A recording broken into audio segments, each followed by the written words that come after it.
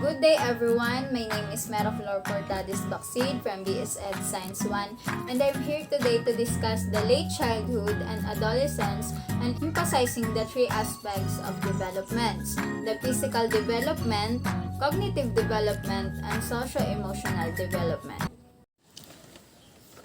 Late childhood, the intermediate schooler.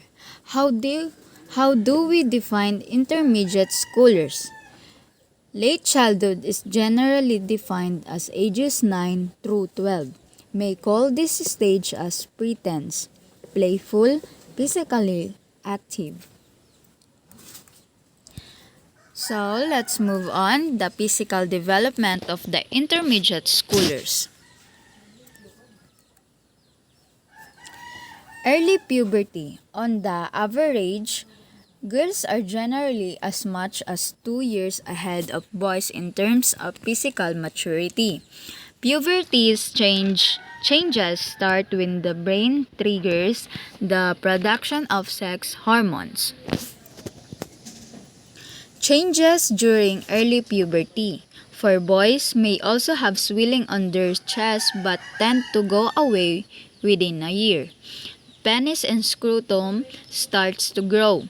Semen may be released when he is awake or even during a sleep. Hair will start to grow and become thicker. New hair will start to grow in the armpit and pubic area around genitals may start developing chest and facial hair. For girls, small lumps from behind the nipple may occur, which sometimes could be painful but eventually the pain goes away. The vulva starts to increase a bit. The uterus gets bigger. Hairs will start to grow in the armpit and pubic area. Another information about the physical changes in intermediate schooler is the height, weight, and muscle development. Many of the bodily structures like the liver, muscles, skeletons, kidneys, and face follow a normal curve of development for both girls and boys. Increase in a bodily fat. Girls appear to be chubby, while boys tend to have more lean body mass per inch of height than girls.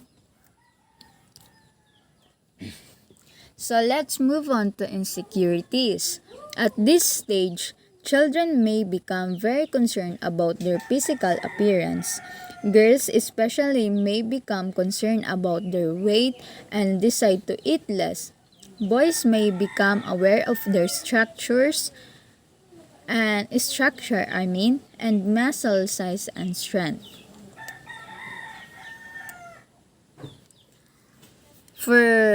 Let's move on to implication to childcare, education, and parenting. During this stage, children are more physically active, however, they still have a lot of physically maturity to undergo. Here are some points to consider for healthcare provides teachers and parents. Provide ample opportunities at home and in school for physical exercises and sports. Encourage children to participate in varied worthwhile activities until they are able to discover the ones they are interested in. Develop a strong emotional attachment with your children so as to address any insecurities and social concern since children in this stage have more control over their eating habits, provide them healthier foods choices.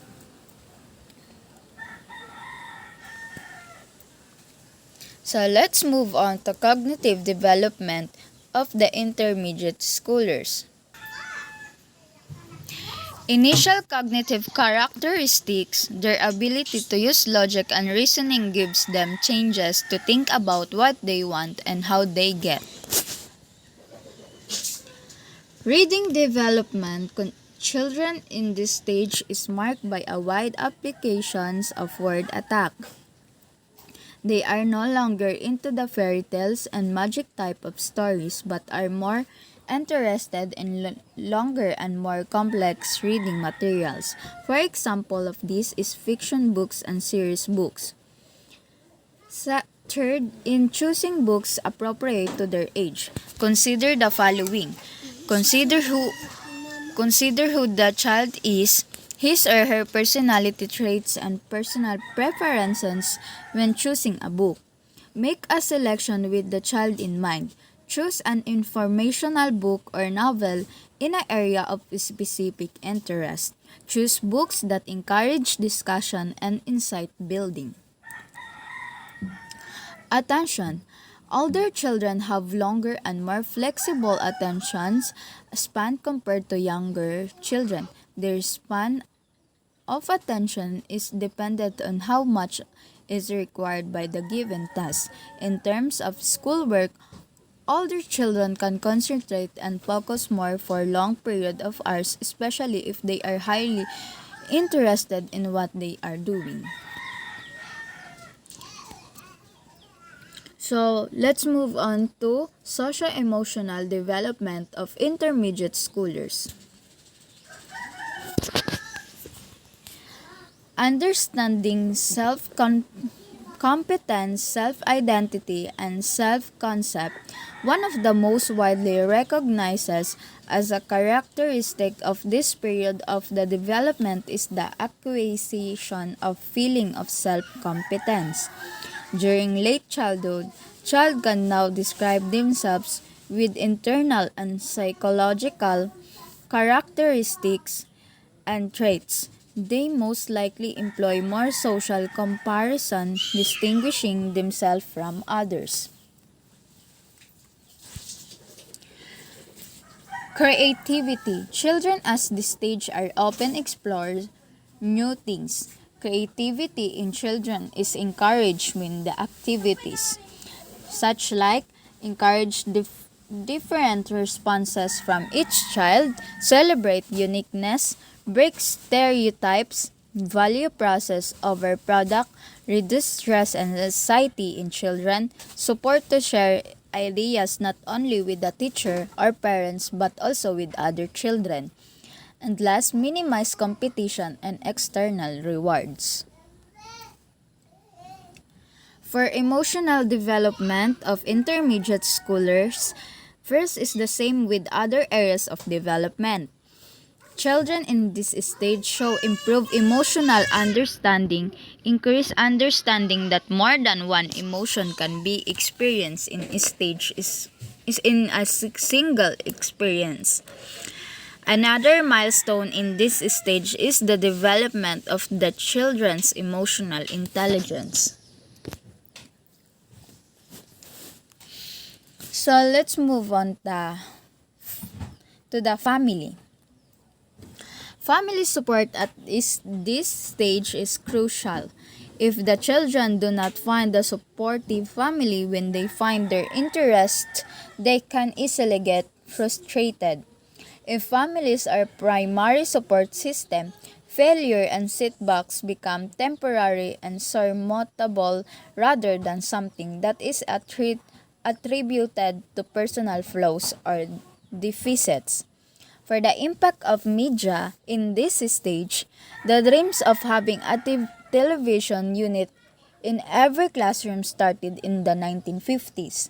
The impact of the use of television and other media like the computer has gained popularity because students are given opportunity to communicate effectively in speech and in the writing, work collaboratively, use technological tools, analyze problems, set goals, and formulate strategies for achieving those goals, seek out information or skills on their own as needed to meet their goal. So let's move on to adolescents or the high school learner.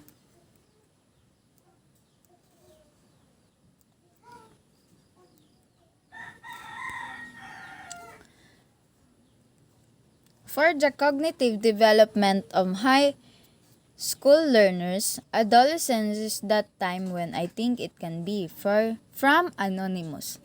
In this cognitive development for high school learners, it indicates Piaget theory of cognitive development.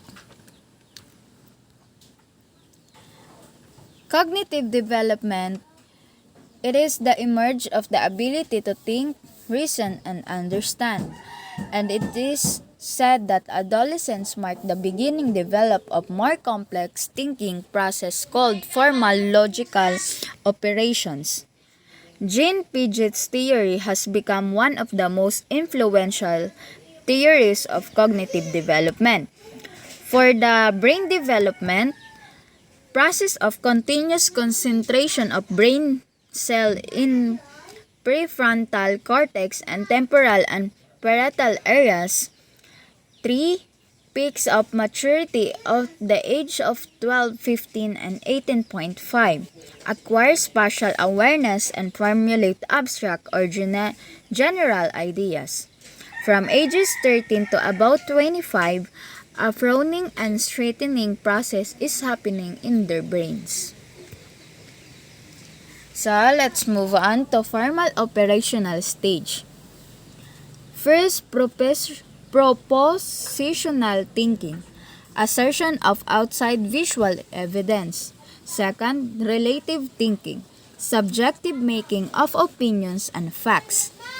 Last, real versus positive, examining a situation, exploring the possible in terms of situation or solution. Metacognition. It is defined as cognition about cognition or knowing about knowing. It comes from the root word meta, meaning behind. It is the ability to think about thinking. For the information process trends, first, the knowledge acquired through experience is stored in a long-term memory and become declarative and procedural. Second, learners are aware of their poor memory. And last, ability to acquire an increased amount of knowledge and skills. So let's move on to physical development of the high schoolers. Puberty changes. In a culture, biological changes comprises the major transition from childhood to early adolescence. This is manifested by a change in physical appearance, a more rapid rate of development, next to the speed of growth of the fetus in the uterus, known as growth spurt. The phenomenon commonly results in a feeling of awkwardness and unfamiliarity with bodily changes. The ideal masculine and feminine physiques. Most adolescents desire an ideal body, which is the same as being attractive or handsome in face, features of the eyes, nose, lips, hairs, and etc. And in the body, tall and muscular for bodies and tall and slender for girls. For the ideal body, it is important that adolescents feel confident about their body image. The physical features of the human body, especially in facial looks, body size, color of skin, and etc., depend on genetic heritage, which must generally be respected. However, with advancement in hair and skin technology, change in hair color and skin are no longer impossible. So let's move on to the adolescents and nutrients. Necessary for adolescents years are sufficient amount of vitamin B12 found in animal proteins, calcium, zinc, iron, riboflavin, and vitamin D. Magic diet schemes suggested by advertising and magazines to lose weight, give a radiant hair, whiten the skin, and etc. should be met with caution.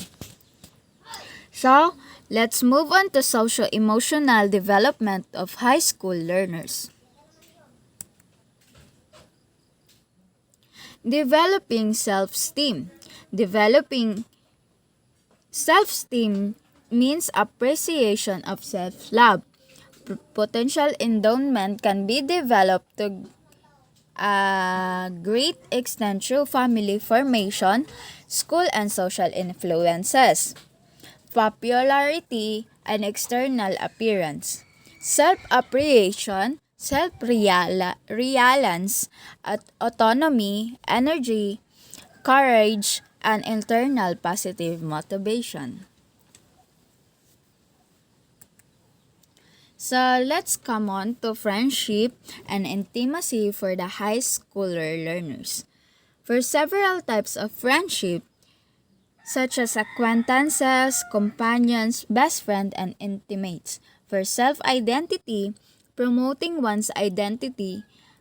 First is boost confidence about self-compete and ability to learn. Second, opportunity to try out rules. And last, support from parents.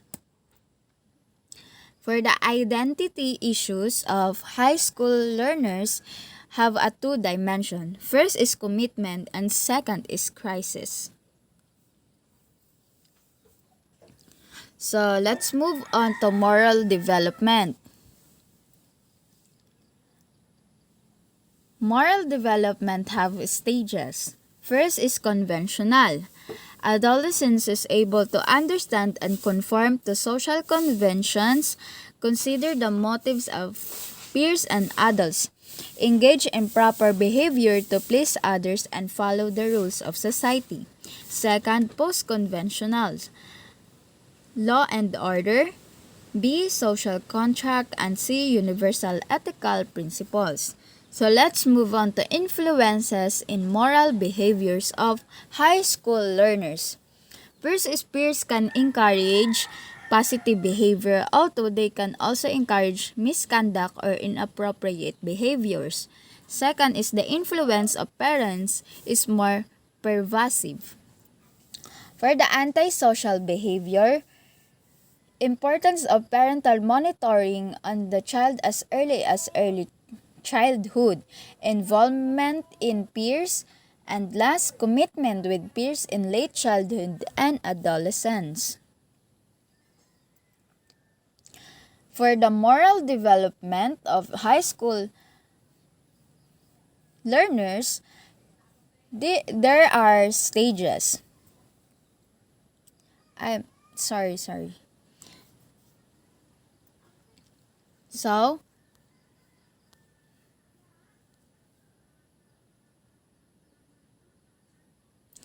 that's all for my presentation. I hope you learned something for my video lessons. Thank you.